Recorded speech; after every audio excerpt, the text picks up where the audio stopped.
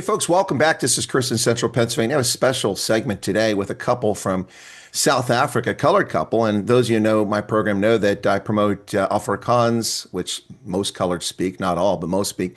I promote Afrikaans, Afrikaners, Sotho, and Tswana, of course. And I have a special affinity for the colored population of South Africa. It's just a group of people who've endured a lot over the centuries, not white enough, not black enough, not anything enough, and they persevere.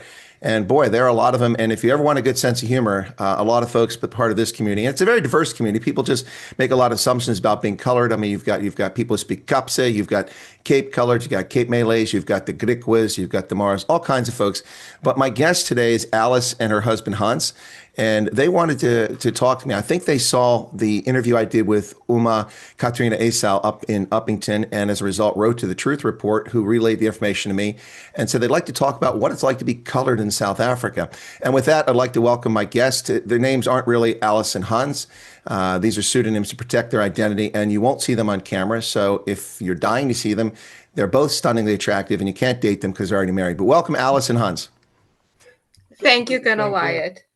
So, Alice, you reached out and said you'd like to share some experiences, what it's like being colored in South Africa. What age group are you? So we get a feel for when you were born. You're not a free born free. Are you from before that time, No. or are you born free? No, not born free. My husband was born in 1980. I was born in 1983. So kind of at the height of apartheid. We were young. But very clearly remember the riots. We were at what we call primary school in South Africa with the riots, and my husband was in high school. So we are fully, we were part of apartheid, and then we were part of the ushering in of the new government. Well, I wouldn't say you were part. Let me hang on. I wouldn't say you were part of it. I would say you grew up during that era and after the era. No, when you say you're part of it, people are going to falsely assume that like you did something in the government, but you had nothing to do with that. No. All right. So we have that perspective from both sides, during and after. All right. Now, is it a fair assumption you probably live in the Western Cape? We do, yes. Okay. I'm originally from the Northern Cape, though. Okay. All right. Well, and so was I correct? Is the reason that you reached out to me because you saw the interview I did with Uma Katrina Esau? I did, yes. And I also just thought with all of the lives that you're doing, it's just everybody is assuming that the refugee program is solely focused on Afrikaners, white Afrikaners. And I think that's why the whole world is up in arms, because it's whites that are being given the refugee. So it's almost like another version of apartheid, or they being favored. But what people don't realize is coloreds are also being persecuted. We are also facing all of these things, and albeit that there is not white genocide, the persecution and discrimination that we face, it's real. There are no two ways about it. Well, that's true, Alice, and I've said that from the outset. I hear people constantly come to my program and say that, coloreds and Indians aren't discriminated. They're part of BE. And I said, well, they may be included in the BE legislation, but when it comes to application and implementation of BE, coloreds and Indians are also tossed to the side and treated very poorly by the government as it sits now. Now, as far as the status, from the very outset on the 7th of February, and the receipts are there, people can go back and watch my videos. From the 7th of February, I said that I hoped it would include other racial minorities or ethnic groups. And then on the 10th, when it was announced the program, I further reiterated and said, I expect that's going to be the case. That, in fact, is the case. The program is not for farmers. It's not for whites. It's not for Afrikaners. It's for South Africans, Afrikaner ethnicity, and racial minorities suffering from unjust racial discrimination. Crime is not the issue, which the politicians seem to lock on to. It's not a white genocide. That's not the issue. These are all red herrings and distractionary measures by politicians and the media to mislead people so they don't apply for the program. But in fact, the program is open. If people go to za.usembassy.gov, they will see that the program is open to coloreds and Indians, and even some black South Africans, folks like Referenza, if he wants to go. I mean, he could culturally align as an Afrikaner. But I've said it from the very beginning. So not everybody's been saying that it's just for whites. I'm the one person that's been saying the truth since the very beginning, and my prediction came true. So is this a program that might interest you? I'm not saying you're going to apply for it, but is it something you're interested in? It definitely is. And yes, we actually have completed the statement of interest. Just yesterday, my husband had an incident. Today, again, he had an incident. where people wanted to drive him off of the road for absolutely no reason. It was a taxi, filled with Africans, and absolutely no reason wanted to attack him. And these are things that we face, constantly. Now, And there's no sugarcoating it. now, Alex, let me interrupt for just a moment there because we spoke via email before we actually chatted here, and I've seen what your husband looks like. He could easily be mistaken for a white fellow with a good tan on there, and he has that appearance. Yes. And this is not a positive or derogatory comment, but you have what most people would say is very stereotypical colored appearance. It would be hard to mistake you for being anything other than colored when someone glances you from a distance. And you say your kids also they've appeared and passed very easily for white. Not that they're trying to Yes. pass, but people see them as white. So you get it from both sides. You get it from racists who are attacking whites, assuming that your husband, your kids are white, and racists who are attacking you because you're colored. That must really suck for you guys. It's an absolute nightmare, but I also think that's where our sense of humor come from, to lighten the load, because what can you do? Otherwise, you're going to go into a depression or sulk. And I think that's why coloreds are so resilient, and we try to find the humor during these trying times, but it's not easy. It really isn't. Well, have you had to deal with any instances of where you've been excluded from something, either a job or an opportunity or school because of race? Oh, that happens a lot. That Yeah. happens a lot. Myself personally, I've come to know when it's not because of my qualifications that I'm not getting the job, but because of my color. There's a certain way that when you go for an interview, or I've even tried starting my own construction company. So when you go to try and subcontract for them, you can see the way they treat you. That you then I already know. You know what? I'm not gonna be successful here. It's happened quite a bit of times. Yes, the government says we part of the BEE, but like you said, when it comes to implementing it, we get pushed one side. Yeah, that's what I've been Um, telling. That's what I've been telling people for a long time because you get some Afrikaners that aren't well informed who say they're the only ones being oppressed, and that's not the case at all. I mean, I see this time and again. But let me ask you this question, guys. Is there, from your family standpoint, do you have any animosity towards anyone else, or particularly like Afrikaners because of what happened in the past, or do you feel any sense of cultural affinity with them, what with being able to speak Afrikaans? And I presume you're Dutch Calvinist. I could be wrong about that, but do you have an affinity for Afrikaners, or they're just other folks that you know? No, I have a his lot of best friend is actually yeah. He's a white Afrikaner. Color doesn't matter to us. We grew up in. Well, we were fortunate that we were raised that color is not an issue. My father, in his line of work before, we've got no issue with any color. Yeah, there's Yeah, absolutely nothing, and two wrongs don't make a right. What the Yeah, government right now. Ernie Els said that in the White House. I don't think anybody caught that other than me. Yeah, I know, because what the government is doing now is what the apartheid government did, but you're not going to fix those injustices. And the born frees, they didn't ask for it either. The biggest thing for us, Colonel Wyatt, affecting us the most is with our children. So our kids, when you go to high school, you have to apply to go to high school, and you apply via the Department of Education. We've applied to the schools right in our area, where school drop-offs, where you could walk to school, etc. Our kids weren't accepted to any of the schools in the area. Instead, the department placed them in a township school, which makes absolutely no sense, which would mean that our kids would have to travel into a township, and there's no way that we can go into a township because we'll get attacked. And schools that are in walking distance, they weren't accepted. So how do they? It makes absolutely no sense, and they're good at school as well. So now they're doing online schooling, and also when they were in school, in a colored school, they were constantly being mocked for being white. So it wasn't easy, and that's why we went with online schooling. But that is our biggest issue also, So the kids were in a colored school, but presumably they're being mocked by other colored kids. No, the thing is, they were at primary school. They Mhm. went to a normal school, a but colored school. it's mostly Africans that's at that school. I don't know what's happening to to our race of people, but you hardly see coloreds at schools or at work or anything like that anymore. So they were at a school with mostly African children.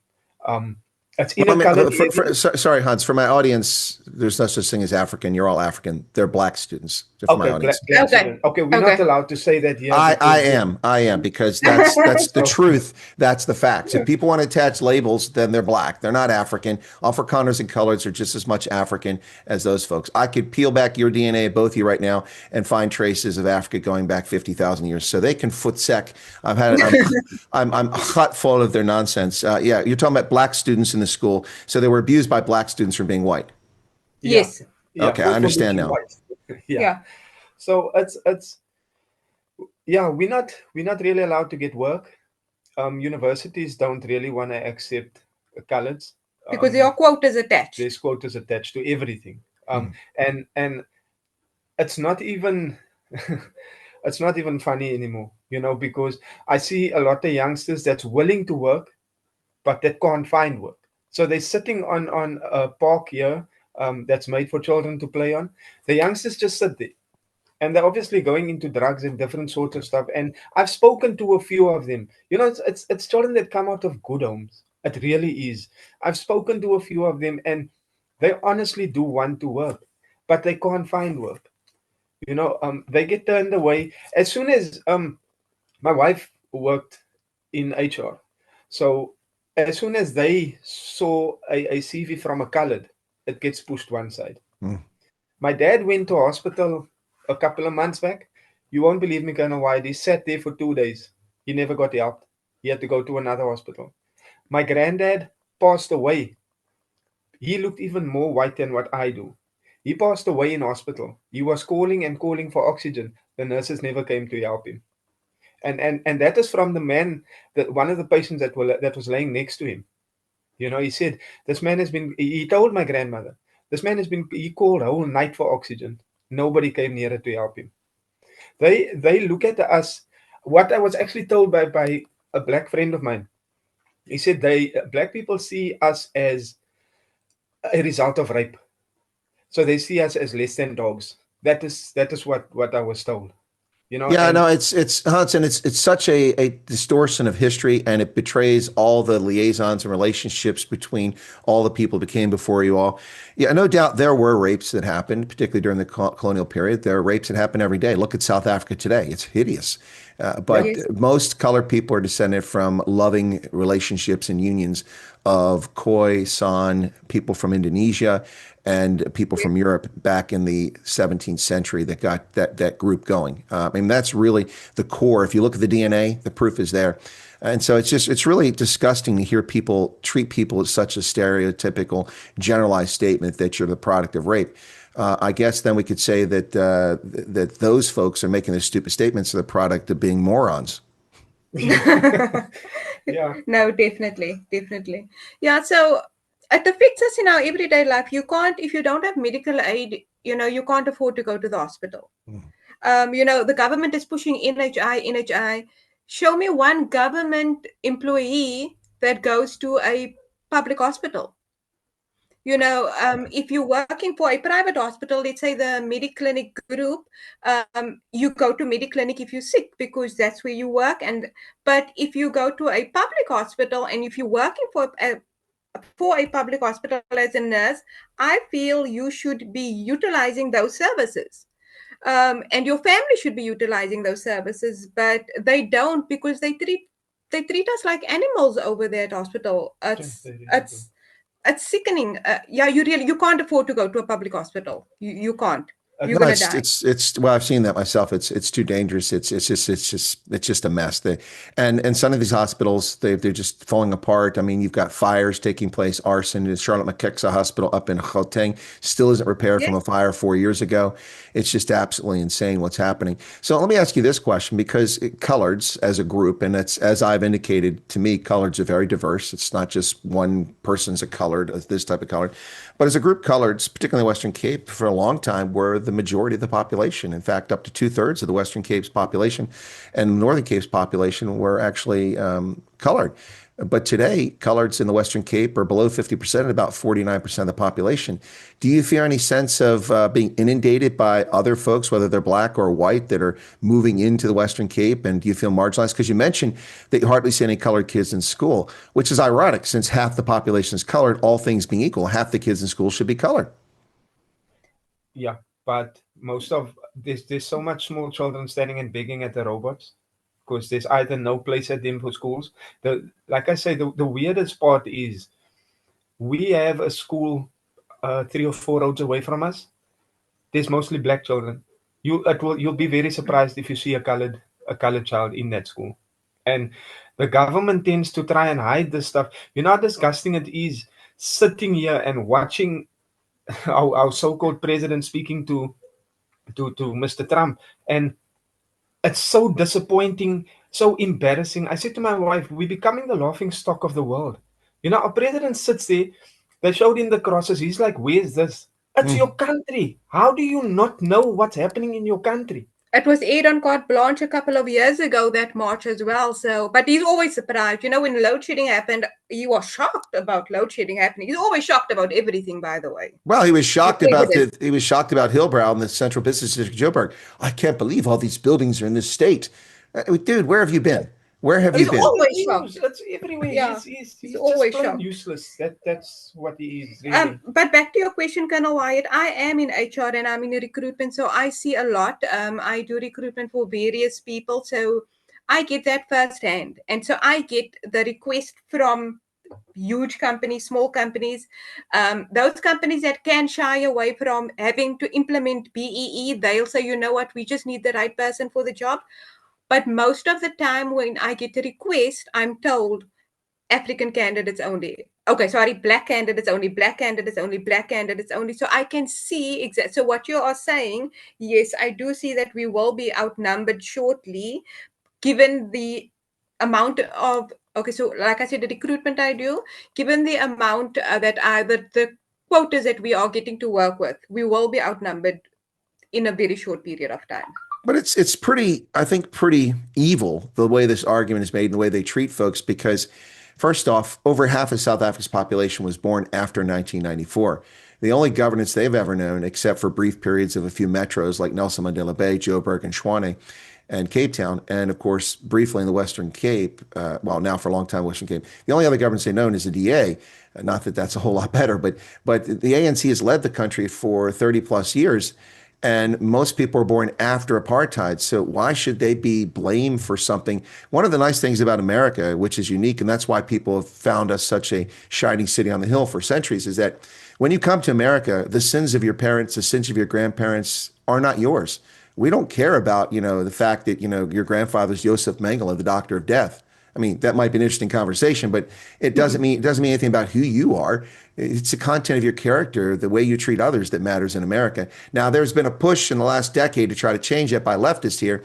And, with slave reparations and other nonsense, by the way, the majority of white people in this country, their ancestors came here after slavery was illegal in this country. So they had nothing to do with it. But anyway, it's just stupidity of people. So do you guys find yourselves just absolutely frustrated that you're caught in the middle and you were mistreated before and you're mistreated now, and it just seems like no way out? Absolutely. The mistreatment before wasn't as bad. Honestly, it wasn't as bad. Colonel Wyatt, back in the day, yes, we were segregated by the apartheid government. We weren't allowed to go certain places. Well, as kids, probably we didn't understand and it didn't concern us much growing up. But what we did have was, when we were segregated, we were given police. We were given access to schools. We were given access to, colleges, to do certain things. We could work. If you would go into a colored area, you'll find a hospital, you'll find a clinic, you'll find sports playground. So we were looked after.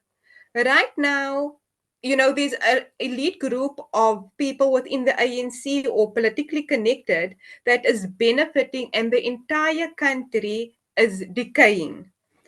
Everything is going, they just don't care. It's just to enrich a few people. And I am frustrated because I think it's time that the world starts putting pressure on South Africa in changing the discriminatory laws. Well, We could do it with apartheid. How do we do it now? and we did it with apartheid. Why aren't we doing it now? Why has the world been looking the other way for the past 30 years, and certainly since 2008, where things have really come unhinged? It's Yeah. disappointing. So, guys, it sounds like I don't mean to depress you, and since I can't see you on camera at the moment, but I don't mean to depress you, but it sounds like almost you feel as if there's no hope. That your only hope is to get access to the refugee program and come to America under President Trump's offer. That that is so true. To be honest, we're busy losing our vehicles because we can't afford to pay the bank. It's been a crazy scramble every month to get our girls' school fees so that they can at least attend the online schooling. Um, yeah, it's and the saddest part is that myself and my wife, we're not lazy. We're prepared to do any work that there is. As long as we can work. We're not looking for a free ride like most South Africans are. We're looking to work, be contributing towards whichever country we end up in, be a contributing factor, and making sure that our girls are okay. It's we. You asked, do we hold any grudges against the apartheid regime and stuff like that? We were taught, at least I was taught by my mother, you never judge someone based on their color. You get to know the person, and then you see if you want to be friends or not. I've got white friends, I've got one or two black friends, and obviously mostly colored friends. And I don't approach any of them thinking, you know what, you were part of oppression back in whenever, But at this point, we're being pushed one side again, but just worse. We're actually not even being pushed, we're being kicked one side, and saying that this person is not good enough for any of this. And you won't believe how much colored people are suffering Yeah. because we Oh, got. no, I would believe, guys. I know South Africa. I've been there. I certainly understand it. That's one reason why I try to take up the cause. But I have to be honest with you. It's difficult to get colored South Africans to talk about this sort of thing, to come on camera. In a private conversation, people want to chat with me. But it's so difficult to get colored South Africans. Understandably, they're so suspicious and so concerned and so worried they're going to be singled Yeah. out. I mean, that's been my experience. And it's just, I think it's really bad. But here's some good news. If you want to chat a little bit longer, good news for us is that I was supposed to do an interview in about 4 minutes. So I was going to wrap up our conversation rather briefly here, but load shedding has knocked out the power of my host, and so he sent me a message that we can't do the interview right now. So I'm going to have to wait to do that interview. He's interviewing me, so that's going to come a little bit later. So if you have time, we can go and chat for a little bit longer about the situation you're facing. Would you like to continue? Yeah.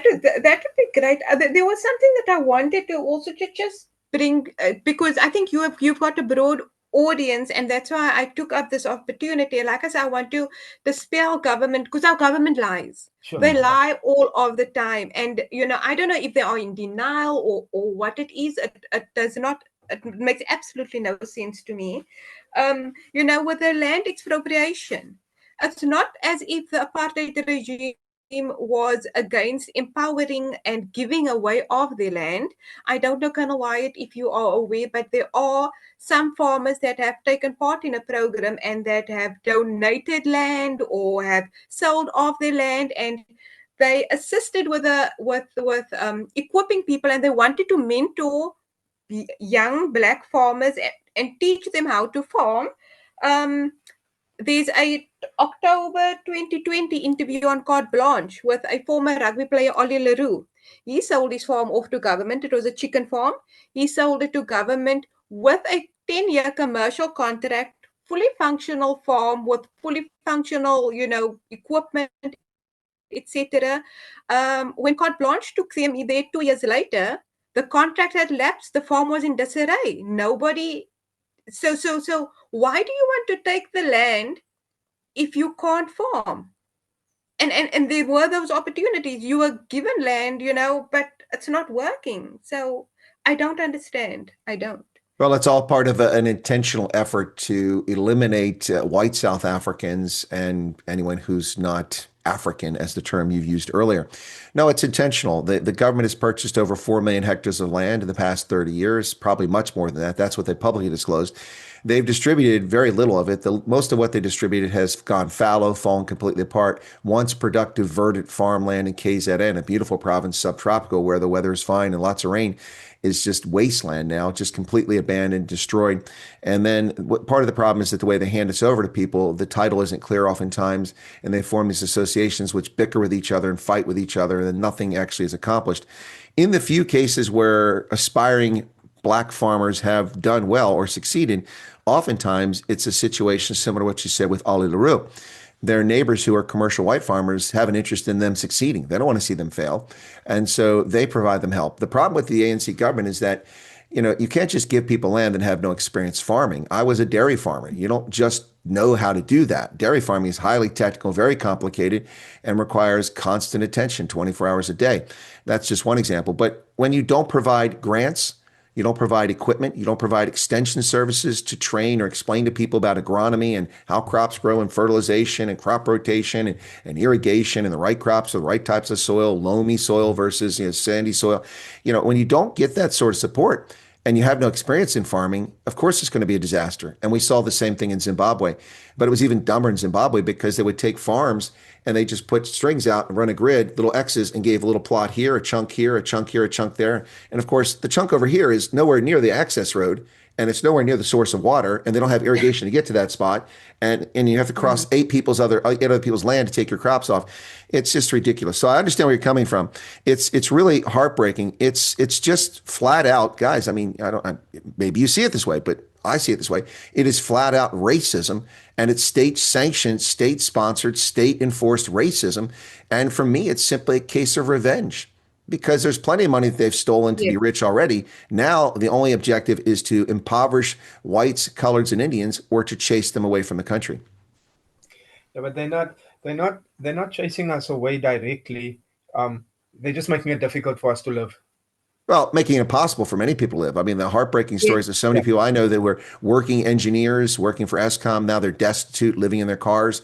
And I've been to squatter camps where blacks and whites live, and coloreds in South Africa. And it's heartbreaking to see. You were talking earlier there, Alice, about you were taken care of. I mean, my view of government's a bit different. I mean, maybe that's just your phrase because you're going from Afrikaans to English. But I mean, government's role isn't to take care of people, but it's to ensure a level playing field. And the playing field is very much tilted one side. It's if you went to the butcher and instead of 1 kilo, you're paying for 4 kilos because his thumb is holding down the scale.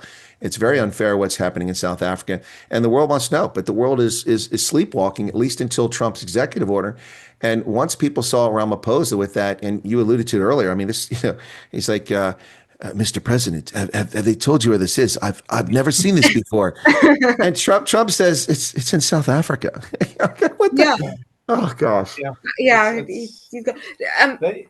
They so much want us to leave, but now Mandela's great grandson. Huh? Yeah, I don't know if there was an article that came through today with Mandela's wanting to have those people charged. I don't know what the issue.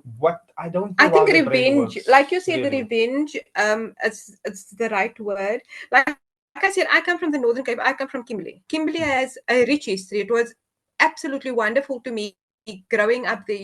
Everybody knows the Big Hole. It was the second city after Philadelphia to have electric street lights. Mm-hmm. It's heartbreaking for me to go back home because it's not the city that I grew up in. Not a big city, small town. It's not the same place. I speak to my parents often. He speaks to his family that's in Kimberley often. Just yesterday, when I spoke to my mother, she says they never had water for 7 days and no electricity for 2 days. And they should just be okay with it. And government doesn't speak about this. They hide this from the rest of the world. And these are the issues I want the world to know. Us as ordinary South Africans, we are suffering. It's crazy. It's almost like we're living in a third world country. We've regressed, I think, more than 30 years. I would have to agree with you. The sad thing about all this is that these communists in government keep taking things. They nationalize water. Farmers and landowners don't own their water. They don't own their minerals under their soil. And before they nationalized water, everybody had water. Now nobody has water. Isn't that strange? Yes. Yeah, and since President Trump and Ramaphosa meeting, Julius has gone on a rampage. He's made things worse. Well, he's a Very, very non-factor. Hans, I wouldn't worry about Joyce Malema. He's on the way out, and he doesn't have the influence that people think he has. I'd be more concerned about the actions of the government with their laws, which are legalizing racism, and that's intentionally what they're doing. They are worse than the National Party in many respects because the National Party did it on the concept of separate development, which is probably wrong-headed. Depends on people's view, but certainly. It certainly had racial overtones and it was racially unfair, but the intent wasn't that. Certainly the intent here is to racially oppress people. I mean, taking away your first language in school and forcing every school child when they show up at school for the first time ever to speak English on day one, when only 6% of South Africans speak English as a first language, is just stupid and it's racist. And strangely, only Afrikaners are up in arms. I mean, you would think that Sotho and Venda and Xhosa and Khoi and San would also be angry about this, but virtually none of them say anything. Then you've got, of course, this black tax that the Parks Talis proposed, taking 100 billion, 80 billion, 100 billion rand, a 3% tax on all corporate profits to be given only to black businesses. I mean, and Ramaphosa says that's the future. That's how this economy is going to grow. If we exclude 20% of the country, the most productive part of the country by and large, that the country is going to grow. You've got that, you have Bella Bill, and then you've got expropriation without compensation, the national health insurance, as you alluded to earlier. These are all laws intended to impoverish and break segments of the population. There can be no other conclusion. None of them will work. None of them have been proven to work in the past anywhere. And it seems to me that the government of South Africa is just doubling down and whistling past the cemetery. You know, I don't think there is another word to describe. They're just plain down stupid. Well, Yeah. And vengeful. you won't get an eventually. You won't get an argument from me about stupid. I mean, listening to I saw the report you mentioned earlier about Mandela's great grandson. You know, this must be one of the 30% graduates who got a matric at 32%. I mean, I don't know who he is, but he's about as bright as a dim light bulb. First off, to be very clear for my audience and for the two of you and your family, since you're interested in this program, refugee status, if a country tries to strip you of your citizenship or your rights, they become an international pariah. Refugee status is an internationally recognized standard as a consequence of conflict in the past and the world's effort to fix things after the Second World War, in which tens of millions of people were evicted from their homes, raped, murdered, slaughtered. You know, there were 13 million Germans who fled from the Eastern German territories at the end of the Second World War on foot for the most part, and 4 million of them were murdered or killed en route. And so that's just one example, not to mention what happened to Jews and so many other groups. So being a refugee is an internationally recognized standard. No country is permitted to punish a refugee. The reason they're a refugee is they had to flee the country because there's a problem there. So listening to this fool try to say that these people need to be stripped of their citizenship or tried for treason or their property, so on, go ahead and try that. I dare you. I dare you. Well, I dare them to do it. I double dare them to do it because then they will suffer the wrath. Trump will come down like a hammer on them. They will come down, and it's going to be unpleasant for them. They will try it, whether they do it on paper or just act it out, but they will try. They definitely will. I mean, they've done so much stuff that they know is against the law, but they still do it. You know, they just don't care. They don't care. They just do what they want to, and that's it. All right, so let me ask both of you this. Alice, do you feel that in 21st century South Africa, where you're living now in this moment in time, do you feel that you're the victim of unjust racial discrimination? Absolutely. I felt it in the workplace. I worked for government for quite some time, and if you weren't going to be politically correct, you weren't going to move anywhere. I've trained people who then got higher positions than me, and then, you know, I've witnessed, you know, where people get appointed, they'll appoint a manager to, let's say, engineering manager that has got absolutely no engineering experience. And what they would do is then put out a tender for a consultant to do that manager's work. Yeah. And then the tenders obviously to a friend, and then a subcontractor somewhere down the line gets paid the bare minimum to actually do the work. So absolutely, I am. Definitely. And it's sad to say my children that should not understand or know about it, they too are being discriminated against, which is totally unfair. So let me just be very clear about a few things because we have to break the lies being told about the U.S. refugee program. First off, you're not farmers, correct? No, we're not. Okay, you're not Afrikaners, correct?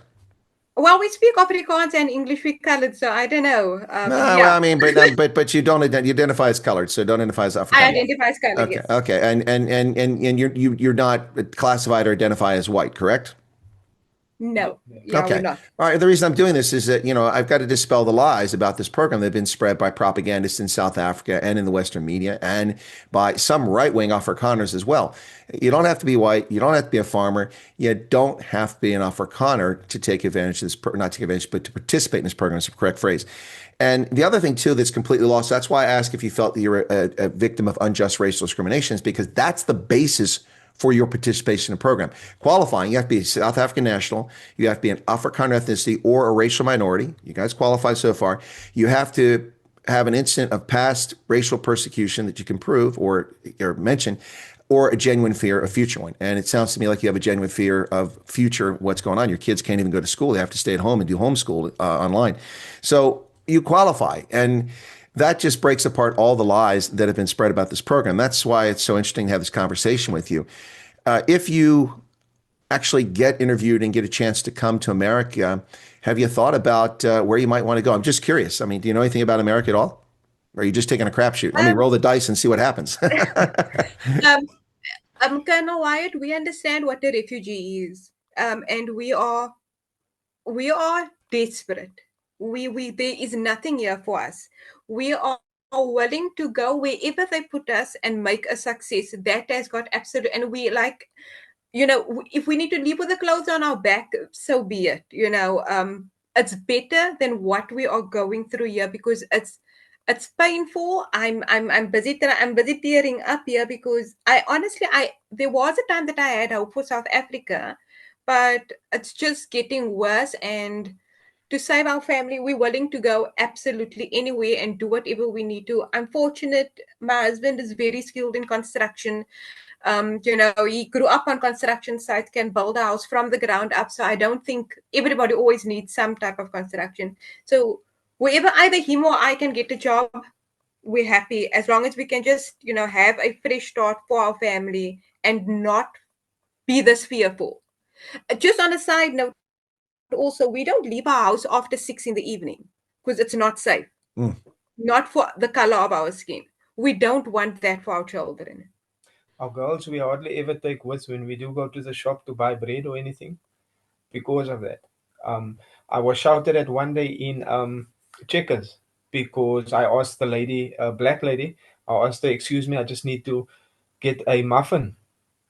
She started shouting, can't you see I'm speaking? Her husband came, go back to your farm. I said to him, I'm not even white, man. I'm not even white. I'm a colored. And then I don't care. Just go back to your farm. And they made a scene in Checkers. In front of our girls. Those are the things that we don't want. The thing is, if it's an argument between two people, yeah, okay, you can sort it out. But they don't. They come in numbers.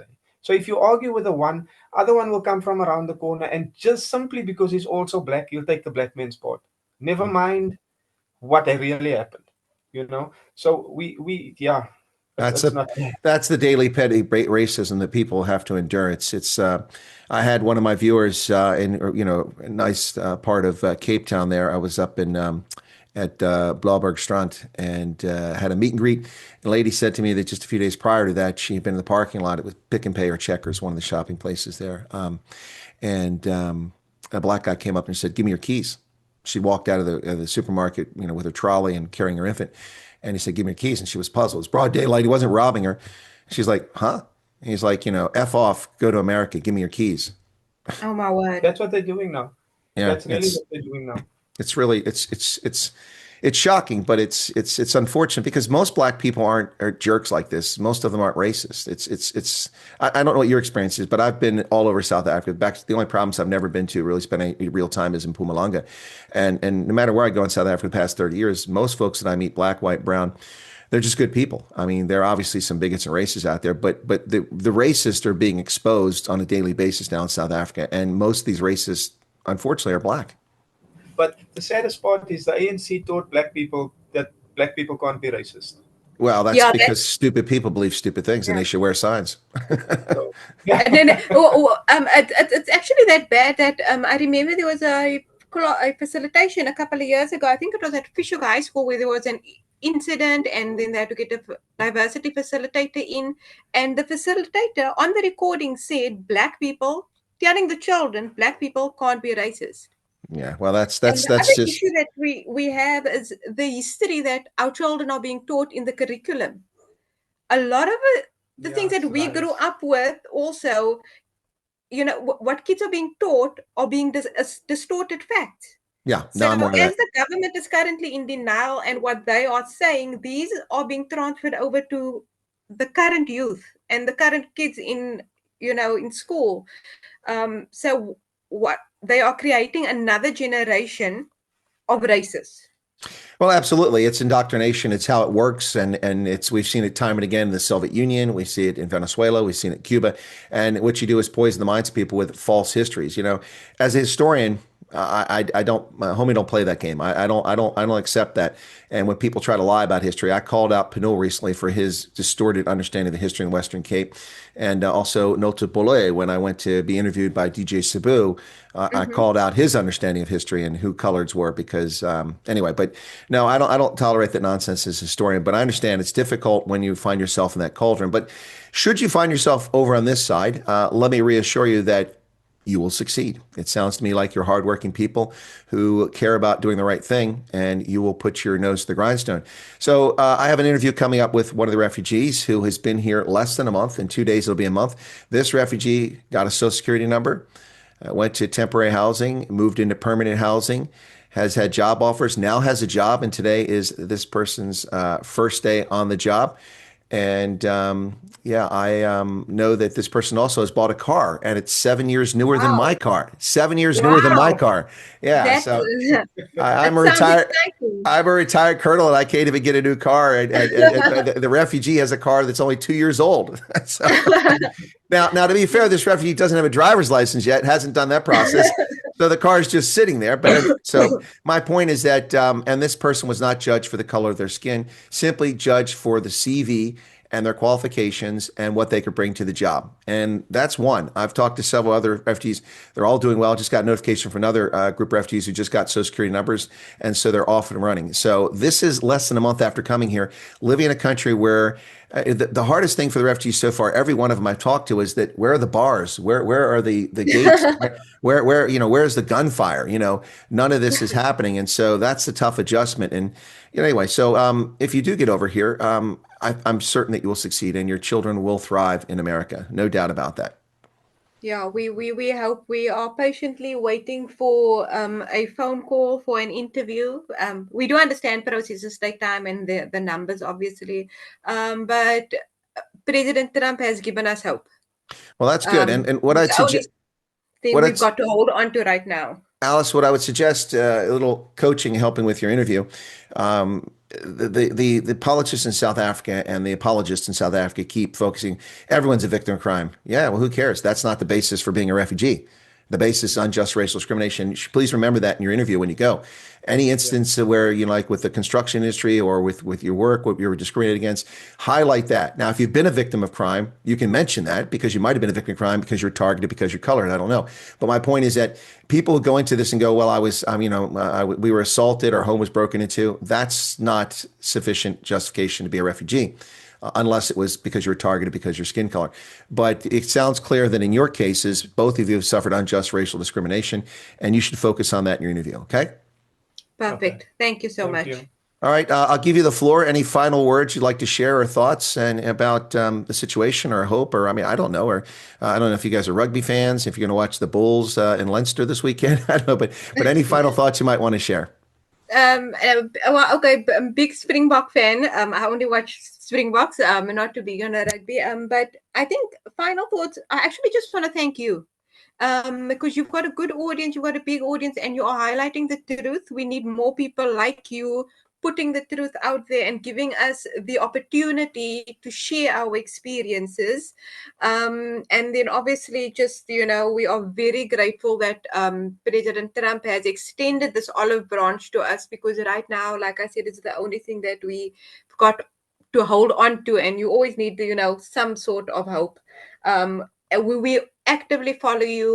We, if there's something, we don't listen to fake news, etc. So what you are doing, I know there's a lot of idiots in the group and ask silly questions and stuff, but we have learned such a lot. And yeah, both my husband and I want to thank you from the bottom of our hearts. It means a lot. It goes a long way.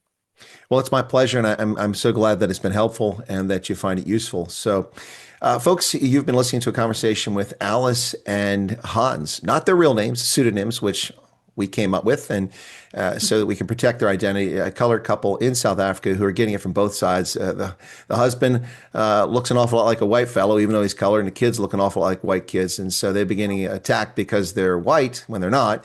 And then the wife and all of them getting attacked because they're colored. So they're sharing their personal experiences of what it's like to be in South Africa as a colored family living there and the challenges they face every day. Thank you for tuning in. We appreciate your patronage. Be sure to hit the like button, and we'll try to bring you more of these stories from South Africans when they're willing to talk about their experiences. God bless and have a good day.